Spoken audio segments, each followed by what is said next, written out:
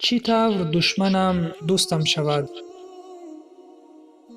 به نام عزت پاک با عرض سلام و ادب و احترام. الله تعالی می فرماید: بسم الله الرحمن الرحيم ولا تستوي الحسنة ولا السيئة ادفع بالتي هي أحسن فإذا الذي بينك وبينه عداوة كأنه ولي حميم.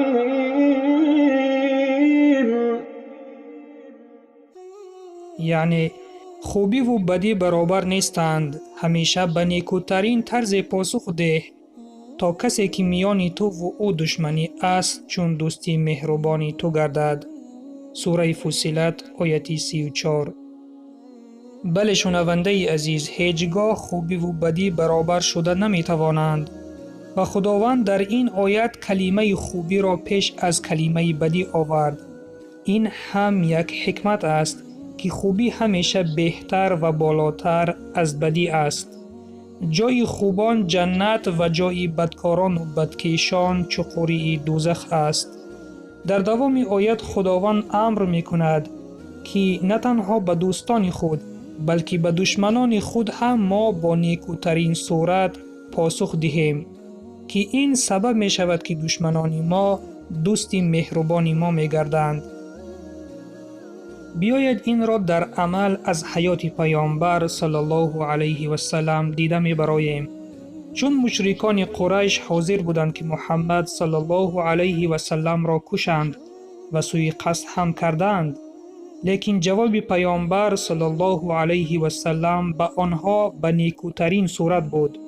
او همه گناهان آنها را ببخشید و در حقشان دعای خیر میکرد و در نتیجه بعد از گذشت سالها آنها اسلام را قبول کردند و از آتش دوزخ نجات یافتند.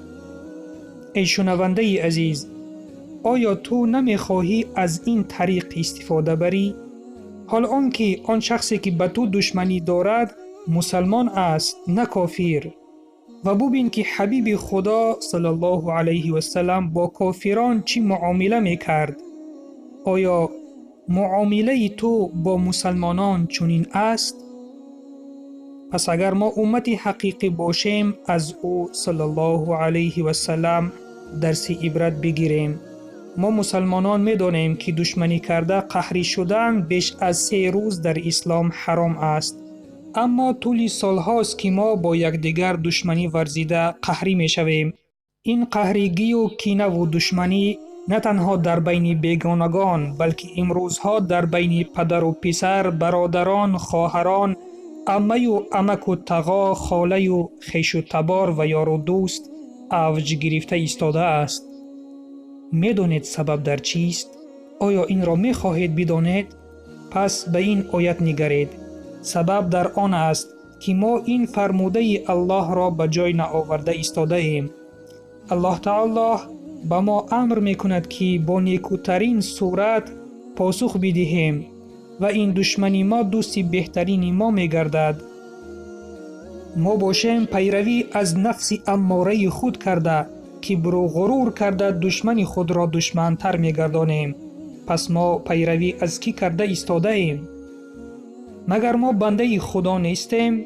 پس اگر بنده خدا باشیم باید از خداوند پیروی بکنیم و سخنان او را گوش کرده به دشمنان خود با نیکوترین صورت پاسخ دهیم.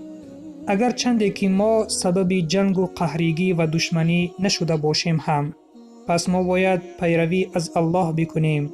اوست پروردگار ما. پیروی از نفس و از شیطان نکنیم. ای شخصانی که با هم قهری هستید، پیروی از شیطان و هوا و هوس نکنید. نخود مال این دنیا اینقدر ارزش داشته باشد که سبب دشمنی شما گشته باشد. کبر و غرور را یک سو گذارید با همدیگر با نیکوترین صورت معامله بکنید و این را بدانید که بهترین شما نزد خداوند همان کسی است که اولین شده سلام داده آشتی می کند. ای شخصانی که قهری هستید، آیا از این فرموده خدا پند گرفتید؟ اگر گرفته باشید پس اولین شده آشتی بکنید.